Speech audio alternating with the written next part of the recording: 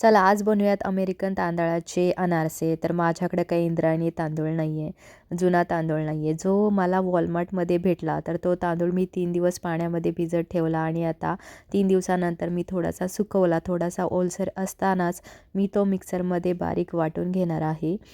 तर अनारसे मला पण खूप आवडतात, त्यामुळे दिवाळी झाल्यानंतरच आता मी अनारसे बनवायला घेतलेले आहेत. त्यानंतर पीठ चाळून घेतलं आणि एक वाटी घेतली. वाटीच्या साहाय्याने मी मोजून घेतलं की पीठ किती आहे, त्या अंदाजेच गूळ टाकावा लागतो. तर 1.5 वाटी हे पीठ तांदळाचं तयार झालं आणि त्याच्यामध्ये मी पाऊण वाटी गूळ ॲड केला आणि मिक्सरमध्येच गूळ मी ॲड करून त्याचे गोळे असे तयार करून एका काचेच्या डब्यामध्ये 3 दिवसासाठी ठेवून दिलं. तर आज दिवस तिसरा. तर त्याच्यानंतर मी आता अनारसे बनवायला घेणार आहे आणि ते एकत्र पीठ तयार करून घेणार आहे आणि ते चांगलं मळून घेणार आहे.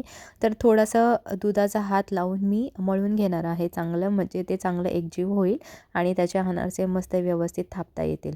तर आता मी सगळं दुधाचा हात लावूनच हे पीठ मऊ करून घेत आहे आणि त्यानंतरच मी अनारसे थापून घेणार आहे. थोडीशी खसखस घेतली आणि हाताने काही तयार करून घेतले. आणि दुसरी पद्धतसुद्धा, बटर पेपर तुमच्याकडे असेल तर बटर पेपरचा वापर करून सुद्धा तुम्ही थापू शकता. तर मी थोडीशी खसखस लावून घेतली अनारसे आणि तसे तयार करून घेतले.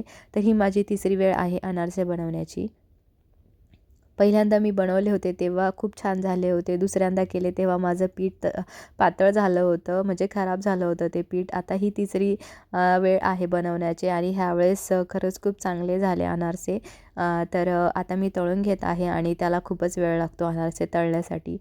तर मी 2-2 एकत्र करून आणि त्याच्यावर तेल सोडूनच तळावं लागतं आणि उलटता येत नाही म्हणतात त्याला. मग एका बाजूनेच तळून घ्यावं लागतं. तर अनारसे मस्त आता मी तळून घेत आहे आणि मस्त असे टम्म फुगलेले आहेत अनारसे.